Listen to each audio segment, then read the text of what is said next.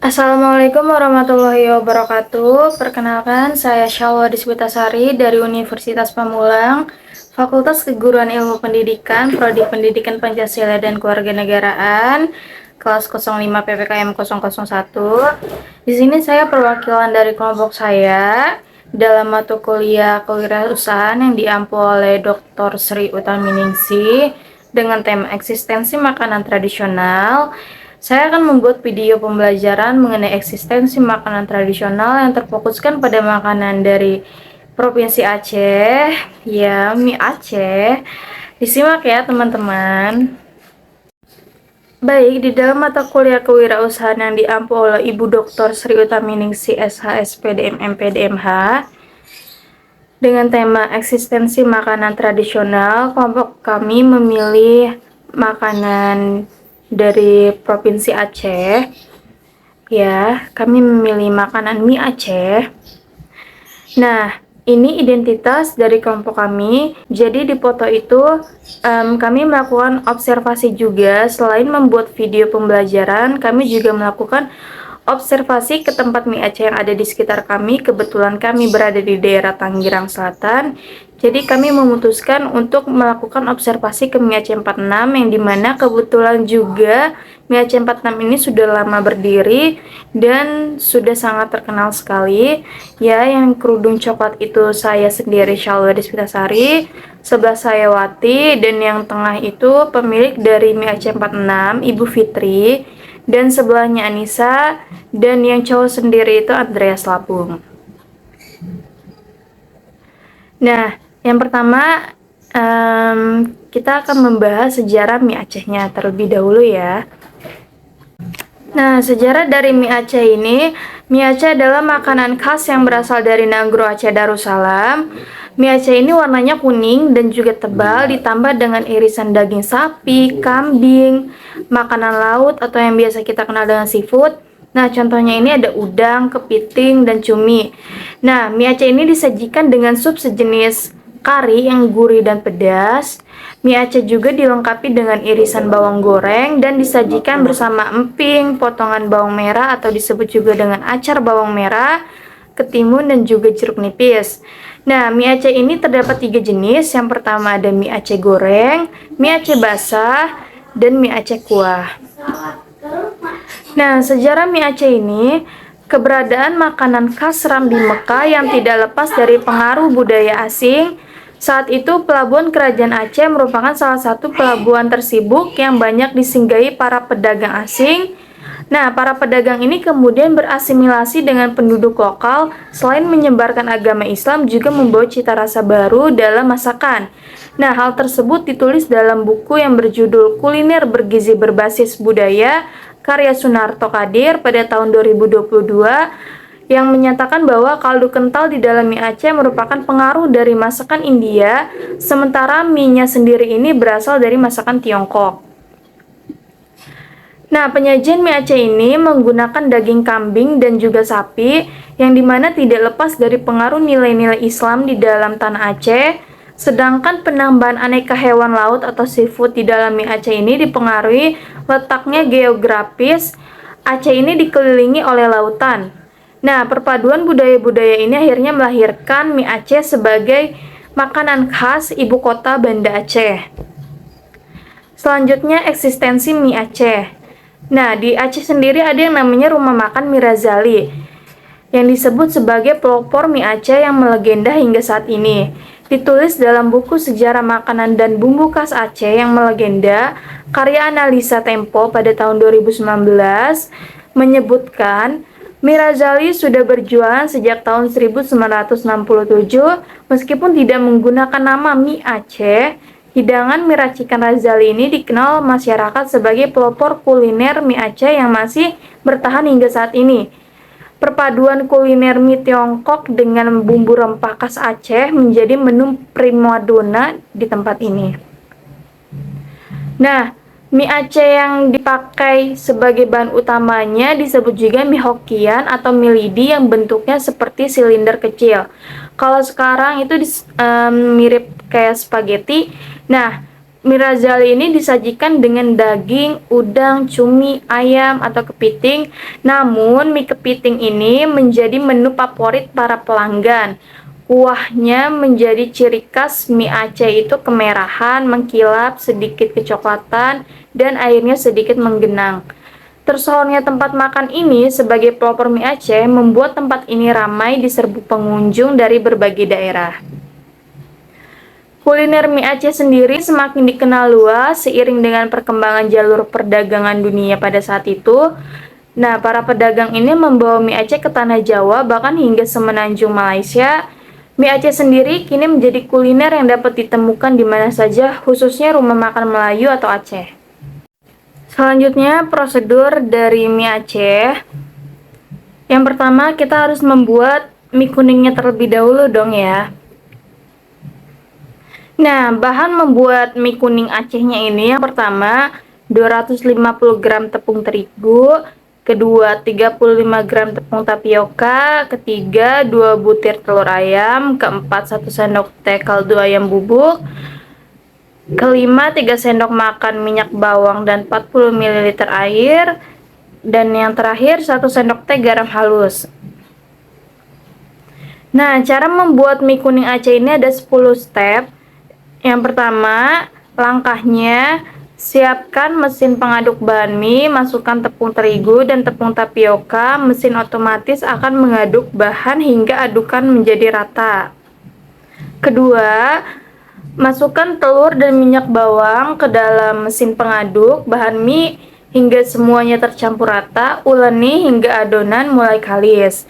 Ketiga, masukkan air dan kaldu ayam bubuk sambil terus diuleni. Adonan terus diuleni hingga benar-benar kalis dan merata semuanya. Keempat, diamkan adonan selama 20 menit. Tutup wadah adonan dengan plastik agar tidak ada udara yang masuk ke dalam adonan. Kelima, taruh adonan di tempat yang datar lalu pipihkan dengan kayu penggiling adonan. Pipihkan adonan sedikit demi sedikit sambil ditaburi tepung terigu agar tidak lengket. Keenam, pipihkan adonan hingga dapat ketebalan yang diinginkan. Ketujuh, cetak adonan yang sudah pipih dengan mesin cetakan mie. Kedelapan, setelah mie selesai dicetak, simpan mie dengan ditaburi tepung terigu. Kesembilan, rajang mie dengan mesin perajang mie. Kesepuluh, selanjutnya mie harus direbus saat akan dipakai. Selanjutnya, proses pembuatan acar bawang merah. Nah, bahan-bahannya 18 butir bawang merah ukuran kecil, kupas dan cuci bersih, 37 ml cuka beras, 100 gram gula pasir, 1 sendok makan garam koser. Nah, kalau tidak ada bisa diganti dengan garam dapur. Nah, cara membuat acar yang pertama, siapkan wajan teflon kecil, masukkan cuka, gula, dan garam, rebus sambil aduk sampai bahan larut. Kedua, masukkan bawang merah, masak kembali sampai mendidih, lalu angkat.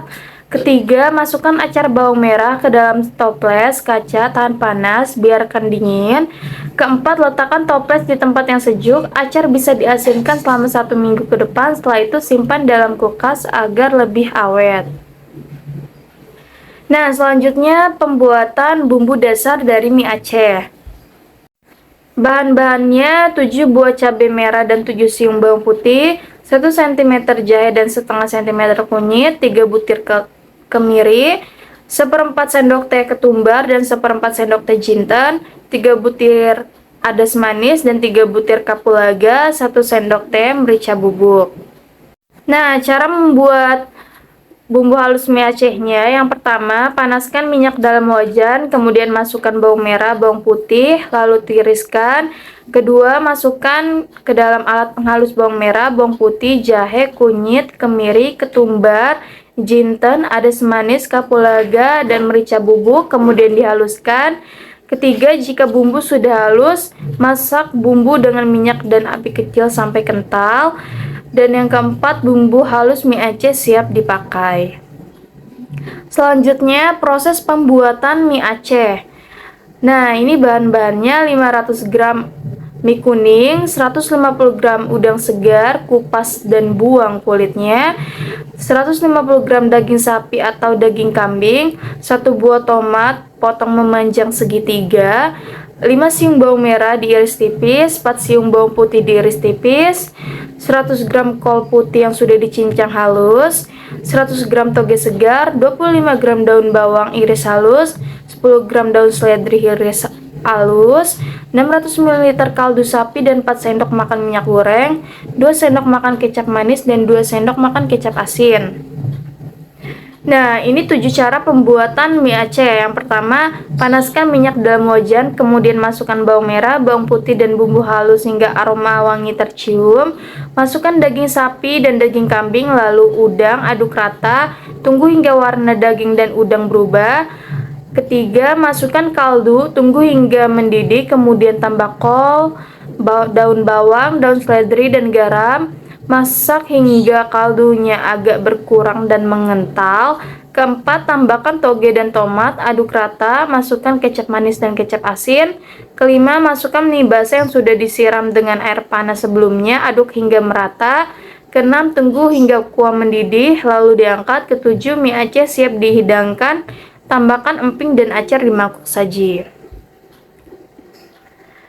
Nah, ini bahan pelengkap dari mie Aceh, ada emping, jeruk nipis, ketimun, dan acar.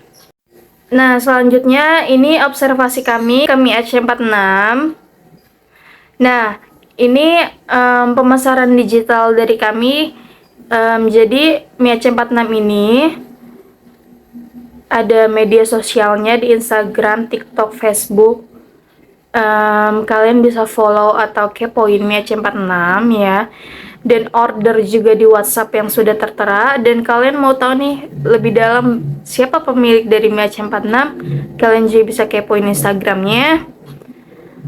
Kemudian ini bukti kami sudah melakukan pemasaran digital lewat WhatsApp, Instagram. Nah, di Instagram ini kami mengetek mie Aceh 46 akunnya, kemudian Unfam Hits karena ingin menyebarluaskan lagi kepada warga Unpam dan juga warga Tangerang. Kami ngetek about Tangerang, dan ini beberapa story pemasaran digital kami yang di repost oleh mie Aceh 46. Selanjutnya di TikTok juga kami melakukan pemasaran digital. Nah, untuk kemasan mie Aceh 46 ini masih menggunakan styrofoam. Kami memberikan ide kemasan ada 2. Yang pertama kemasan food file laminasi dan yang kedua kemasan paper lunch laminasi. Tapi mie Aceh 46 ini ternyata menurut pemiliknya ternyata sudah ada target kemasan baru. Ya, beliau Bu Fitri memilih kemasan sejenis paper lunch laminasi namun dengan desainnya warna putih dan juga nanti ditambahkan logo dari mie Aceh 46-nya yang sebelumnya sudah saya tampilkan. Nah, ini beberapa katalog atau foto yang sudah kami ambil dari tempat mie Aceh 46. Untuk info lengkapnya bagaimana vlog kami di mie Aceh 46, silakan kalian tetap kunjungi akun ini ya, Syawaristasari 4271. Cari video vlog kami bertemu dengan Bu Fitri. Dan sekian video pembelajaran dari saya. Assalamualaikum warahmatullahi wabarakatuh. Bye bye.